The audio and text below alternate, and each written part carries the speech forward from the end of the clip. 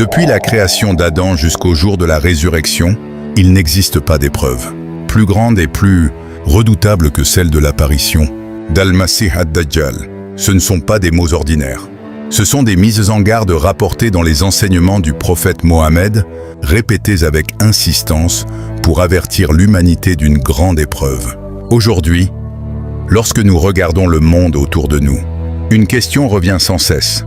Sommes-nous en train de vivre les signes annoncés de la fin des temps?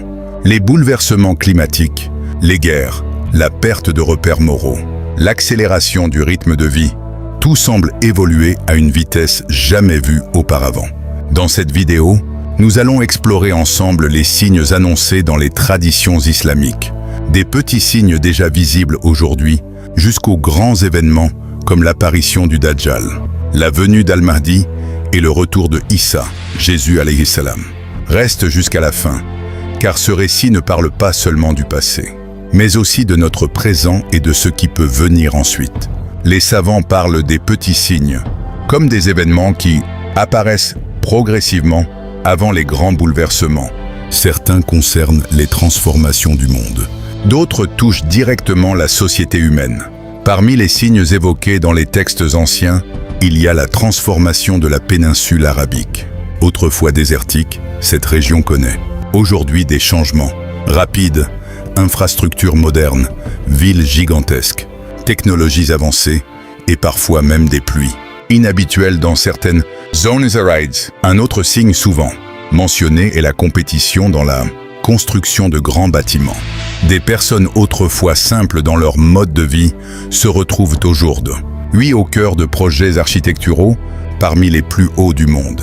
Ce changement ne concerne pas seulement les bâtiments, mais aussi les mentalités. La course à la grandeur, à la richesse et à la visibilité est devenue un phénomène mondial. Un autre signe important évoqué dans les traditions est la sensation que le temps passe plus vite. Les jours semblent s'enchaîner sans repos, les semaines disparaissent rapidement, et les années passent sans qu'on s'en rende compte. Aujourd'hui, beaucoup de personnes ressentent cela. La vie est devenue rapide, connectée et parfois écrasante.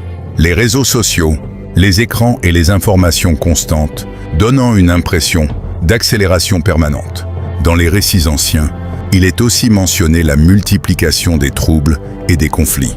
Des situations où la violence devient confuse, où les raisons des conflits ne sont plus claires et où la valeur de la vie humaine semble parfois diminuer. Dans les croyances islamiques, une figure importante apparaîtra avant les grands événements. Al-Mahdi. Il est décrit comme un guide, juste qui unifiera les croyants dans une période de grande confusion.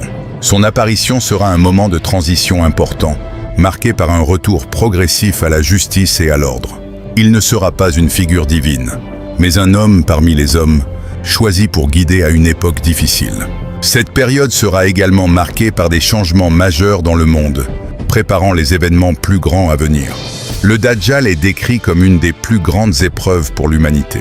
Son apparition sera un moment de grande confusion, où les gens seront testés dans leur foi et leur discernement. Il est décrit comme un personnage capable d'influencer, de tromper et de manipuler la perception des gens. Son passage sur Terre sera une période de grande épreuve spirituelle. Les récits mettent en garde contre la facilité avec laquelle certaines personnes pourraient être trompées par les apparences et les illusions.